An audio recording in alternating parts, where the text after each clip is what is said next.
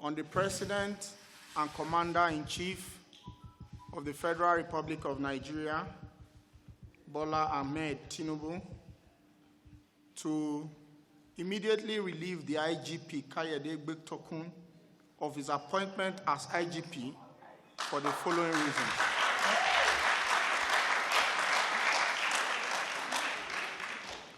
Our concern is born from the fact that a public officer who misleads the president is causing confusion in the country and may lead to chaos, which is antithetical to his duty as a police officer. His attitude has become only a replica of the biblical Haman, who, in deceiving his principal, wanted to wipe out an entire nation, but for the timely intervention of God. So we call on the president responsibly to relieve him of his duties for the following reasons. Ladies and gentlemen, you are all aware of the ongoing face-off orchestrated by the Nigerian police force over the just concluded recruitment of qualified Nigerians as constables into the Nigerian police force, a task which is the constitutional and statutory responsibility of the Police Service Commission as enshrined in the Constitution of the Federal Republic of Nigeria, the Police Service Commission Act, Establishment Act 2021, and affirmed by the judgment of the Supreme Court of the Federal Republic of Nigeria. The allegations of fraud, several other unwholesome acts leveled against the Police Service Commission and its staff are, to say the least, unfounded, spurious, speculative, and most irresponsible, especially by the way the allegations were thrown into the public space even before official channel of communication for dealing with such a matter was explored. The Police Service Commission and the Nigerian Police Force are both responsible agencies of the federal government that should demonstrate integrity to inspire public trust and confidence in the discharge of their respective mandates. The quick and sinister resort to media trial by the police authorities is a subterranean plot to achieve clandestine motives. We condemn this action because it is most unwarranted, and we urge the general public to frown at it.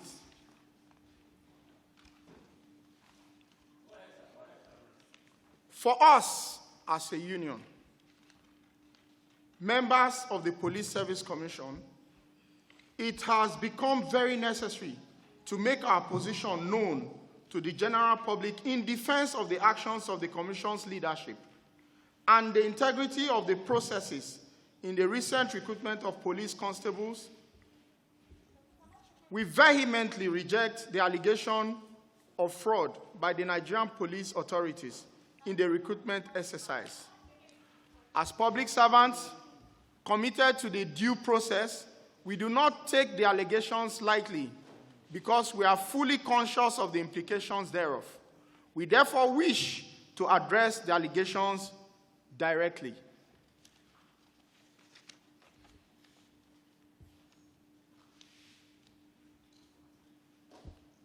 Let me do a little digression here to explain to you what a normal recruitment process as approved by the Police Service Commission as a policy looks like.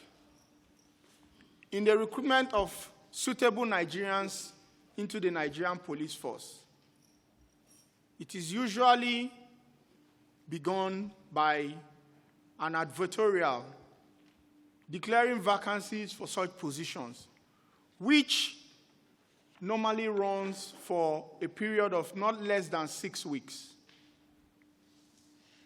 The applications are usually done online by interested applicants, Nigerians, and with the use of their national identity information, that is data from the national identity, which is integrated into the system such a way that if you are overaged or you have a problem, perhaps you are not a bona fide Nigerian or something like that, will naturally screen you out. On that system too, it is expected that applicants upload their academic qualifications to be able to determine if they have the requisite qualification to apply. Those who do not have are usually equally screened out from that first stage. This is a system that is synchronized right to the National Identity Management Commission, and that was how this process was begun and hosted on the portal of the Nigerian Police Force.